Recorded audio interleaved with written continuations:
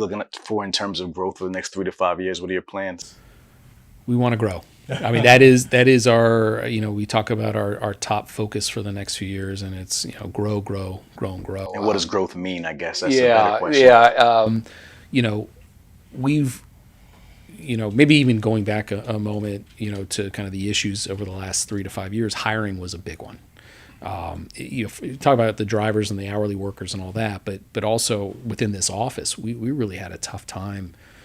We had open 2 sales positions and a IT position, both open for about a year, where we just really struggled, to get people. We had people not showing for interviews. It was kind of the great resignation or whatever. And so we were very fortunate earlier this year. I think we finally got some momentum back, and it seemed like people not only want to work again, people want to come into the office again. And I'm a big believer of the value of being in the office. And that, when you have that, you probably even saw some of it here earlier, where we have those little kind of water cooler type conversations, sure, and like little things that you wouldn't necessarily pick up the phone and call someone when they're at home, that we get done. And so in the first part of this year, we finally, I think, kind of got the team built out that we have been trying to fill for a while.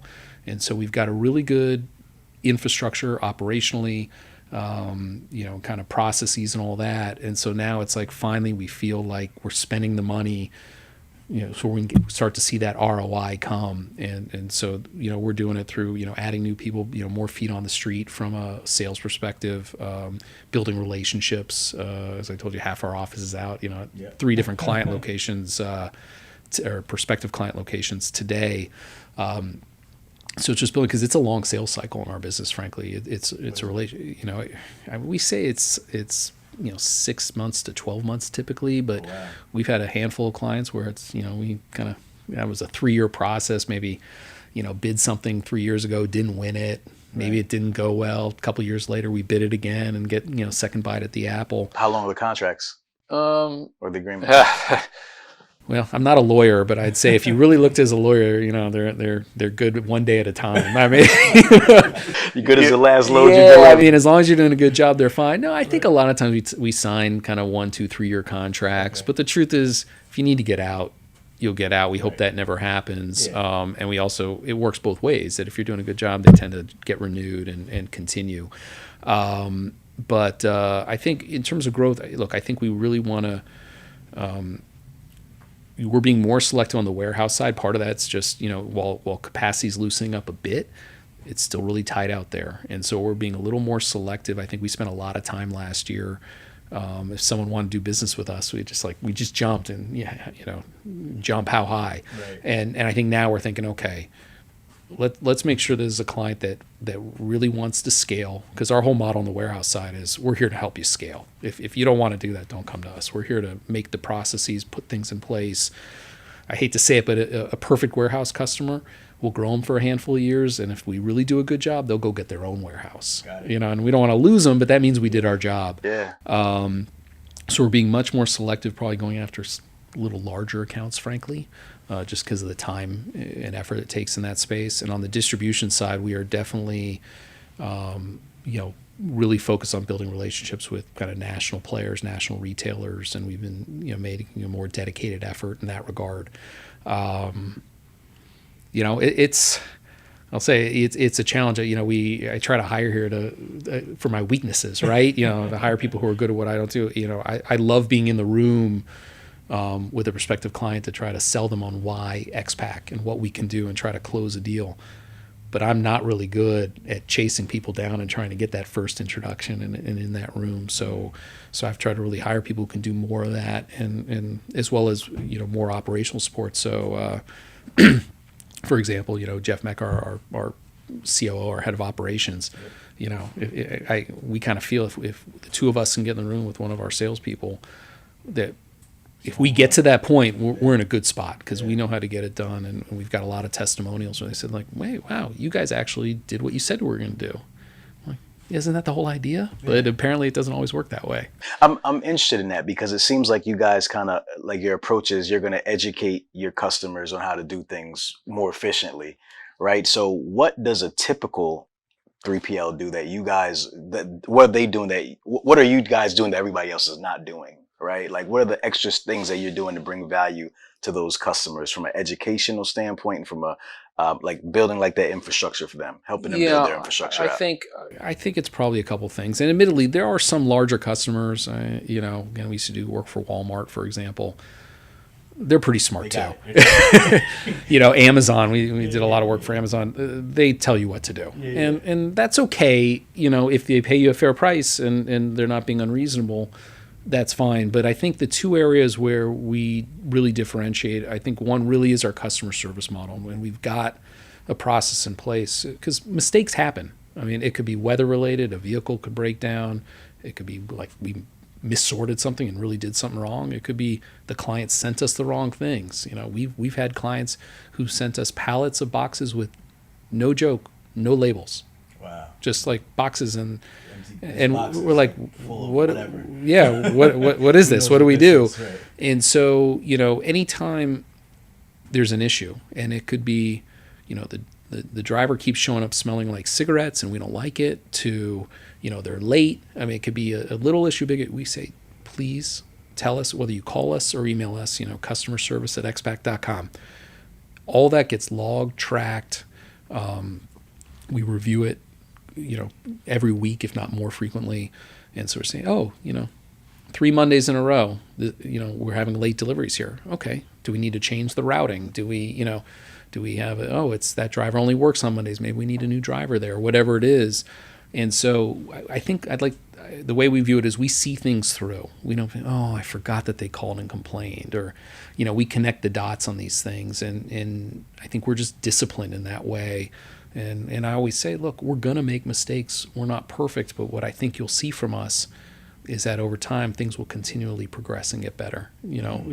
Judge us if we're making the same mistake over and over.